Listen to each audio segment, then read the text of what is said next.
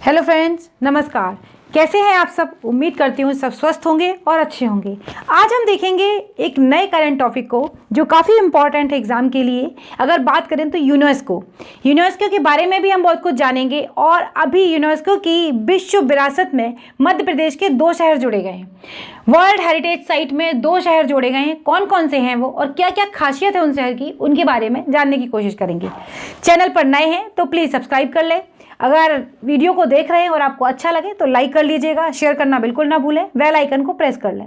देखते हैं क्या है, कौन कौन से शहर जुड़े हैं मध्य प्रदेश के। आपके एग्जाम की दृष्टि से काफ़ी महत्वपूर्ण पॉइंट है, जहां पर भी नोट्स बना रहे हो वहां इसे लिखते चलें। हाल ही में मध्य प्रदेश के 2 शहरों ग्वालियर और ओरछा को यूनेस्को की विश्व विरासत शहर की सूची में शामिल किया गया है। किस किस को किया गया है? ग्वालियर को और ओरछा को। यूनेस्को ने अपने अर्बन लैंडस्केप सिटी प्रोग्राम के तहत विश्व धरोहर शहरों की सूची में इनको शामिल किया है। ये पूछा जा सकता है आपसे कि यूनेस्को ने किस प्रोग्राम के तहत इनको शामिल किया है, तो आपको पता होना चाहिए अर्बन लैंडस्केप सिटी प्रोग्राम। जब 2 शहरों को शामिल किया है, ओरछा और ग्वालियर, तो क्यों ना इनके बारे में थोड़ा सा जान लें। तो बात करेंगे हम पहले ओरछा के बारे में। ओरछा में क्या फेमस है और क्या है? मध्य प्रदेश का ओरछा अपने मंदिरों और महलों की सुंदरता के लिए समूचे विश्व में प्रसिद्ध है। ये बात बिल्कुल सही है। अगर आप ओरछा गए हों और ओरछा के आपने मंदिर देखे हैं तो ये वाकई बहुत खूबसूरत हैं। इनको एक बार ज़रूर देखिएगा। ये अपनी सुंदरता के लिए बहुत ज़्यादा फेमस हैं। इनमें जहांगीर महल, राजमहल, राय प्रवीण महल, राजा राम मंदिर से मतलब है यहाँ पर कि ये एक ऐसा मंदिर है, ऐसा स्थल है जहाँ पर भगवान राम को एक राजा के रूप में पूजा जाता है। एक भगवान के रूप में नहीं, एक राजा के रूप में पूजा जाता है। और इसी में चतुर्भुज मंदिर, लक्ष्मी नारायण मंदिर आदि प्रसिद्ध हैं। ये जितने भी पॉइंट्स बताए हैं मैंने आपको, ये एग्जाम के लिए काफ़ी महत्वपूर्ण है। स्पेशली MPPCS में पूछे जाते हैं। और अगर बात करें तो UPPCS में भी, स्टेट PSC में, किसी में भी पूछे जा सकते हैं। लेकिन स्पेशली अगर बात करेंगे तो MPPCS के लिए काफ़ी इंपॉर्टेंट है। तो इस किले का निर्माण 1501 में राजा रुद्र प्रताप सिंह ने करवाया था। जो ग्वालियर का किला है, इसका निर्माण राजा रुद्र प्रताप सिंह ने करवाया था। 16वीं शताब्दी में यह शहर बुंदेला राजवंश की राजधानी भी रहा था। ये तो बताया मैंने आपको ओरछा के बारे में। आप और डिटेल में जानना चाहते हैं तो आपके पास गूगल है, नेट है, आप उसे सर्च करिए। पर एग्जाम की दृष्टि से मुझे इतना ही महत्वपूर्ण लगा, इसलिए मैंने इसे यहाँ पर इतना ही डाला। अगर आप और जानना चाहते हैं ओरछा के बारे में तो आप साइट पर जाकर देख सकते हैं। ग्वालियर के बारे में भी थोड़ी सी जानकारी ले लेते हैं। ग्वालियर भी मध्य प्रदेश का ऐतिहासिक नगर और प्रमुख शहर है। अब क्यों ये ऐतिहासिक नगर है? यहाँ का किला भारत की ऐतिहासिक स्मारक में से है। यह शहर गुर्जर, प्रतिहार, बघेल, कछवा, तोमर और सिंधिया राजवंश की राजधानी भी रहा है।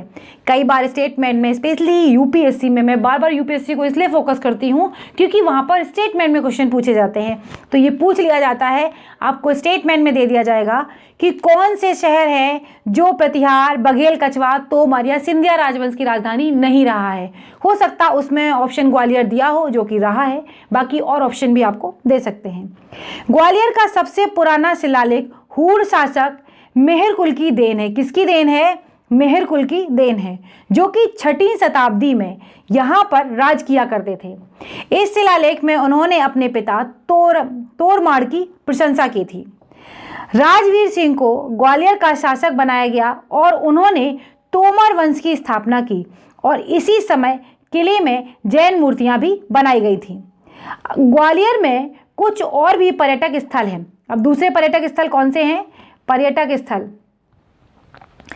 जैसे राजबाड़ा, बड़े गणपति, लालबाग पैलेस, कांच मंदिर आदि हैं। विश्व विरासत स्थल में देखेंगे क्या होता है, इनमें क्या है, कैसी सूची होती है। इस कार्यक्रम का उद्देश्य विश्व के ऐसे स्थलों को चयनित एवं संरक्षित करना होता है जो विश्व संस्कृति की दृष्टि से मानवता के लिए महत्वपूर्ण हैं। कुछ ऐसे स्थल होते हैं जो मानवता के लिए बहुत ज़्यादा महत्वपूर्ण होते हैं, संस्कृति को जो समेटे रखते हैं, संस्कृति को जो सजो के रखते हैं, ताकि आगे आने वाली पीढ़ियां उनसे कुछ सीख सकें और वो हमेशा की तरह उनसे बहुत कुछ सीखने के बाद अपनी संस्कृति को संरक्षित करना भी सीखें। वह कुछ खास परिस्थितियों में ऐसे स्थलों को इस समिति द्वारा आर्थिक सहायता भी प्रदान की जाती है। प्रत्येक विरासत स्थल उस देश विशेष की संपत्ति होता है। अगर बात करें, सपोज करिए जैसे कि अगर बात करें आगरा में अगर ताजमहल है, तो ये क्या है, जिस देश में है, जिस राज्य में है, उसकी संपत्ति है ना ये, तो एक उसी देश की संपत्ति होता है जिस राज्य में ये चीज़ें होती हैं, जिस देश में वह स्थल स्थित हो। परंतु अंतर्राष्ट्रीय समुदाय का हित भी इसी में होता है। जैसे बहुत सारे पर्यटक स्थल होते हैं, उनमें लोग बाहर से भी आते हैं उनके बारे में जानने के लिए, जैसे खजुराहो मंदिर हो गए, ओरछा में है, या फिर आप और जगहों की बात करें तो जितने भी ये हिस्टोरिकल प्लेसेस होते हैं, मोनूमेंट्स होते हैं, इनको देखने के लिए लोग आते हैं। तो इससे क्या होता है, सरकारों को भी फ़ायदा होता है, टैक्स कलेक्शन मिलता है, बहुत सारे फ़ायदे होते हैं इनको अगर संस्कृति को संरक्षित रखा जाता है तो। क्योंकि पुरानी चीज़ें जो होती हैं लोगों को देखने के इंटरेस्ट भी आता है और लोग उन्हें देखना भी चाहते हैं कि हमारे पूर्वज कैसे रहते थे, क्या करते थे और कैसे उनके घर हुआ करते थे, या बहुत सारी चीज़ें हैं कि वे आने वाली पीढ़ियों के लिए और मानवता के लिए इनका संरक्षण करें।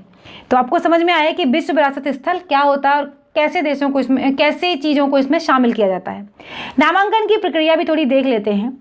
किसी भी देश को प्रथम तो अपने महत्वपूर्ण सांस्कृतिक और प्राकृतिक धरोहर की सूची बनानी होती है। सपोज करिए कोई एक कंट्री है, उसमें जितनी भी प्राकृतिक धरोहर हैं उनकी एक सूची बनाई जाएगी, जिसे आजमाइशी सूची कहते हैं, ट्रायल के रूप में भी कह सकते हैं।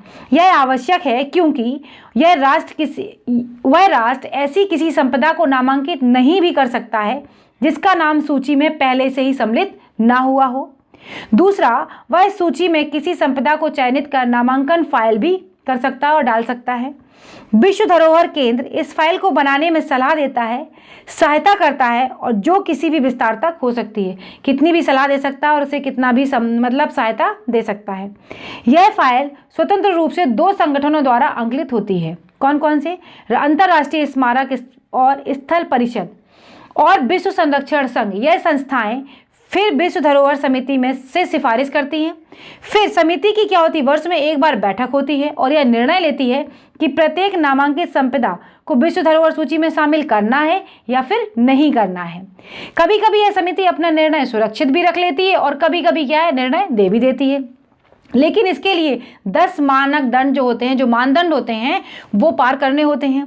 2004 के अंत तक सांस्कृतिक धरोहर हेतु 6 मानदंड थे, लेकिन प्राकृतिक धरोहर हेतु और प्राकृतिक धरोहर के लिए 4 मानदंड थे। सन 1905 में इसे बदलकर क्या कर दिया गया, कुल मिलाकर 10 मानदंड कर दिए गए। किसी भी नामांकित स्थल को न्यूनतम 1 मानदंड तो पूरा करना ही चाहिए। 10 मानदंड दिए गए हैं। 10 मानदंड मैंने यहाँ पर डिस्क्राइब नहीं करे हैं, आप चाहें तो इनको देख सकते हैं और अपने जहाँ पर भी नोट्स बना रहे हैं वहाँ पर लिख सकते हैं। अगर आपको अच्छे से कुछ अच्छे लग रहे हैं तो आप कमेंट बॉक्स में भी डाल सकते हैं। यूनेस्को के बारे में भी थोड़ी सी जानकारी ले लेते हैं। यूनेस्को का फुल फॉर्म अगर बात करें तो संयुक्त राष्ट्र शैक्षिक, वैज्ञानिक और सांस्कृतिक संगठन, United Nation Educational, Scientific and Cultural Organization है, इसे कहते हैं यूनेस्को। काफ़ी इंपॉर्टेंट संस्था है ये और बहुत बार एग्जाम में इससे क्वेश्चन आए भी हैं। यह दुनिया भर में ऐतिहासिक और सांस्कृतिक स्थलों को संरक्षित करने में मदद करता है। यह संयुक्त राष्ट्र की एक विशेष एजेंसी है जो शिक्षा, विज्ञान, संस्कृति में अंतर्राष्ट्रीय सहयोग के माध्यम से शांति निर्माण के लिए प्रयासरत है। यूनेस्को की स्थापना हुई थी 16 नवंबर 1945 को। ये काफ़ी इंपॉर्टेंट है और एग्जाम में पूछा गया है, पूछा जा सकता है। इसका मुख्यालय पेरिस में है। कई बार तो सिर्फ मुख्यालय ही पूछ लिया जाता है।